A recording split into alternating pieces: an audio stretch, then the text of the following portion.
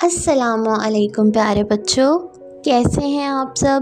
کیا آپ نے کبھی ہارا ہاچیبو کا نام سنا ہے؟ آج عائشہ ایک کارٹون دیکھتے ہوئے جاپان کی ایک دلچسپ عادت کے بارے میں جاننے والی ہے جس کو ہارا ہاچیبو کہتے ہیں۔ ایک شام عائشہ اپنے پسندیدہ کارٹون دیکھ رہی تھی۔ کارٹون میں جاپان کا ایک خوبصورت خاندان میز پر بیٹھ کر کھانا کھا رہا تھا۔ کھانا ختم ہونے سے پہلے ہی سب مسکرا کر بولے، ہارا ہاچیبو۔ عائشہ حیران رہ گئی۔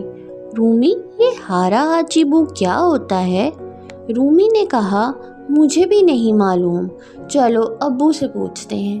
اتنے میں ابو دفتر سے گھر آ گئے۔ عائشہ خوشی سے ان کے پاس دوڑتی ہوئی گئی۔ ابو، آج میں نے کارٹون میں ہارا ہاچیبو سنا، اس کا کیا مطلب ہے؟ ابو مسکرا کر صوفے پر بیٹھ گئے۔ بیٹا، جاپان میں بہت سے لوگ ایک خوبصورت عادت اپناتے ہیں۔ وہ جب محسوس کرتے ہیں کہ ان کا پیٹ تقریباً 80% بھر گیا ہے تو کھانا روک دیتے ہیں۔ اس سے وہ ضرورت سے زیادہ نہیں کھاتے اور صحت مند رہنے کی کوشش کرتے ہیں۔ عائشہ نے دلچسپی سے پوچھا، واہ، کیا جاپان میں اور بھی اچھی عادتیں ہیں؟ ابو نے جواب دیا، جی ہاں، بہت سی ہیں۔ وہ اکثر پیدل چلنے کو ترجیح دیتے ہیں۔ بچے خود اپنا اسکول بیگ اور اپنی چیزیں سنبھالتے ہیں۔ بہت سے لوگ صفائی کا خاص خیال رکھتے ہیں اور کوڑا کبھی ادھر ادھر نہیں پھینکتے۔ کھانا ضائع کرنے سے بھی بچتے ہیں اور وقت کی پابندی کو بہت اہمیت دیتے ہیں۔ رومی نے خوش ہو کر کہا، واہ، یہ تو بہت اچھی عادتیں ہیں۔ عائشہ نے پھر پوچھا، ابو، کیا ہمارے اسلام میں بھی کھانے کے بارے میں کوئی رہنمائی ہے؟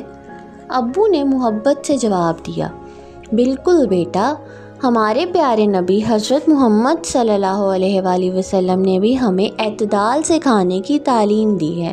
ابو نے محبت سے جواب دیا، بالکل بیٹا، حضرت محمد صلی اللہ علیہ وآلہ وسلم کی حدیث ہے، آدمی نے اپنے پیٹ سے زیادہ برا کوئی برتن نہیں بھرا۔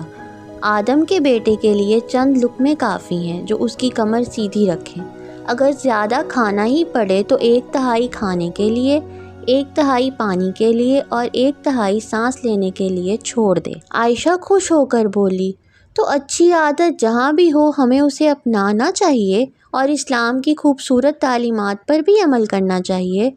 اگلے دن سے عائشہ نے اپنی پلیٹ میں صرف ضرورت کے مطابق کھانا لینا شروع کیا، کھانا ضائع کرنا چھوڑ دیا، زیادہ پیدل چلنے لگی اور اپنی چیزیں خود ترتیب سے رکھنے لگی۔ رومی بچوں کی طرف دیکھ کر مسکرائی اور بولی، پیارے بچوں، اچھی عادتیں دنیا میں کہیں بھی مل سکتی ہیں۔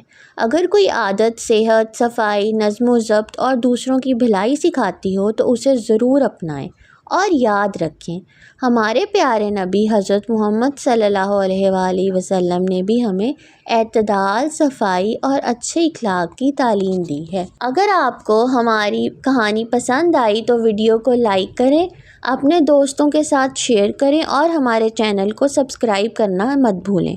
اور ہاں، اگر آپ بھی اپنی لکھی ہوئی دلچسپ کہانی ہماری آواز میں سننا چاہتے ہیں تو ہمیں اپنی کہانی ای میل کریں۔ ہم ہر اتوار ایک بہترین کہانی منتخب کریں گے اور اسے اپنے چینل پر شائع کریں گے۔ شاید اگلی کہانی آپ کی ہی ہو۔ اللہ حافظ۔